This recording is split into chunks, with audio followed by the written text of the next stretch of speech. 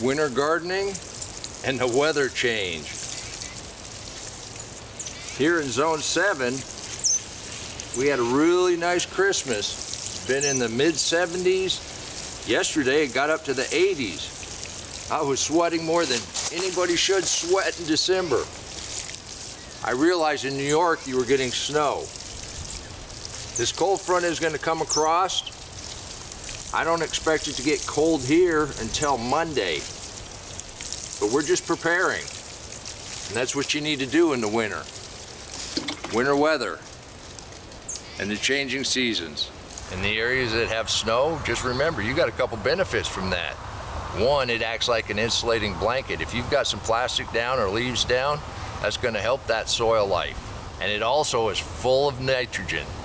That's that poor man's fertilizer we talked about the other day. Yes, we want to take and find a silver lining in every dark cloud. But we do want to stay warm, and we do want to take some precautions. Taking a little break from laying in mulch, we're going to go ahead and prepare for this cold weather that's coming up. And if you remember, we built this raised bed a couple years ago, just out of some scrap 2x4. Think maybe this might be its last summer. It is untreated, and these 2x4s, just like any lumber, they're turning into mulch. But it was free, so we've got some pretty good use out of it and got some pretty good crops out of it. And that's just the difference between building your own with free lumber or spending a little bit and get one of the manufactured raised beds. It's warm enough here in Zone 7. We've got some critter damage on a few leaves, and I've got one bok choy that's getting ready to bolt. That one's trying to bolt. We either had a grasshopper or a slug come in here. It's all about preparing. You prepare for whatever comes. Right now, yes, it's almost 80 degrees. I got little seeds that are coming up. Look at that, we got beets up. Anybody ever say you can't have enough beets? But they didn't get them all. We still got some really healthy looking plants. And I've had Christmases where we had snow and it was cold so long that we had to worry about pipes freezing. And you don't necessarily worry about pipes freezing in Zone 7 as long as you keep your hoses unhooked. And by preparing, you have a better chance of making it through. I don't know if anything's going to survive this next cold snap. I kind of think it will. We do pretty good under plastic. And since we just planted seeds in here and we have a few carrots that are growing, we could just go ahead and cover this with plastic. But I expect everything in our little chaos garden to germinate and start growing. So we're going to go ahead and put a little hood on it. Now we could get real fancy. We could make a frame, we could hinge it, we could make it come back and forth. But you know what? This works just fine. And since this is not going to be a permanent structure, I'm just going to stick these into the ground. And that ought to take care of whatever I need. I'm going to take a little bit past the raised bed. That way the plastic covers the whole thing. Split it just about in the middle. While we're talking about the weather, remember it's Saturday and you know what that means. We go to you and we celebrate what's going on in your garden. Now that I've got them spaced out about where I want them, we'll come by and put a ridge line on here. We're just going to tie it up. This is only temporary. It's only going to be here for about 60 days during the coldest part of our winter. Now while I grab the rest of the stuff to put this together, let's go on down to Texas and see Mike and Linda's Christmas deep mulch garden.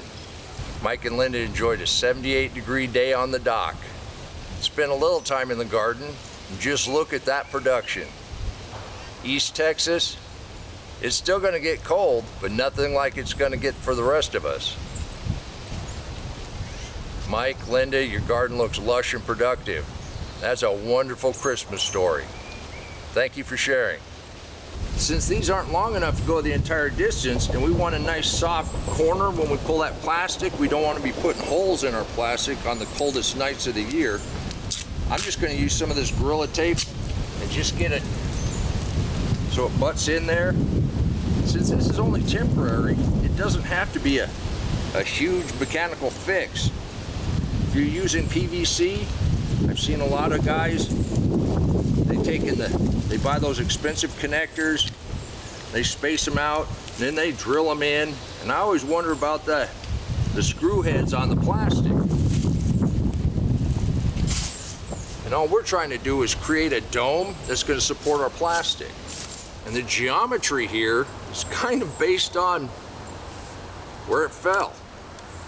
We just sort of eyeballed this. We'll just take a piece of string.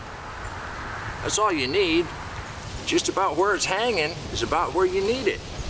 Just a nice little simple basic knot. Nothing fancy. I keep saying don't throw your string away. I got a little piece of loose string here. Now we got our frame. All I have to do is pull some plastic, weight it down around the edges. We'll be ready for that cold air. And for those that are asking, what is going on with the weeds in your garden? Well, there's a chapter in my book that lays out all the plants that we let grow in our garden. And we've got henbit and purple dead nettle. You can't, I dare you to try to get rid of those. They're both edible and they both help build structure in the soil. It's sort of that living mulch. And as soon as we pile leaves on top of it, we're just gonna smother them right out. They're not really down into the soil. They're just sort of growing in the mulch on top of the soil. And I invite you to become a member of this group. It's a loose-knit group of people that like to get their hands dirty and grow things that taste good. There is no obligation, it doesn't cost anything. You just send in a photo now and again, help us motivate others that might want to learn how to garden. Where Bruce pruned down the moringa tree, he's planting his Christmas peaches. That's going to be a nice addition to this food forest. It's all preparing. Look at that chip drop. Bruce continually adds mulch to his deep mulch food forest. That allows him to get figs, avocados, and even a pineapple ripe in December. Bruce, we sure appreciate you. Leave a comment down below and let everybody know how much you appreciate them sharing what's going on in their garden. That's all we have growing here. Henbit and purple dead nettle. And that chapter in the book lays out every one of the plants that we grow in our garden. Folks asked me about that book. They said, it's a real book. Yes, it is. In that first book that we did about the life in the soil, the only complaint I got was it wasn't long enough. So I added a bunch of stories about my life, how I came to these conclusions. So if you want to find out what I did in my younger years, help me develop who I am, you might want to pick up a copy. And if my rambling about the deep mulch has helped you out in any way, and you want to help me out in any way, you can pick up a copy on my Amazon store. The Cycle, Pile, Plant, Protect, and Pick. It's more than a gardening book. It's more than a self-help book. There's an entire chapter on every plant that we've had in this garden from A to Z. Some of our thoughts on them, some of the nutritional facts behind them. You might find that interesting. And as we approach the new year, the cycle is not a ladder that you can fall off of. It's circular. You can get on it at any point, and it just helps move us down the road. And it's much more achievable than any New Year's resolution ever was. If you want to help me out, if anything I've ever shown you has helped you, pick up a copy. I think you'll be happy. Thing about cilantro, it likes this kind of weather. Good thing we put some tomatoes in the freezer. We put this fresh cilantro with that, and that's some salsa you can write home about. And until next time, remember, take care of yourself, take care of your family, and God bless you.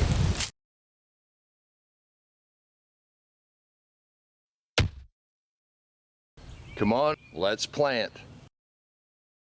Let's go plant garden.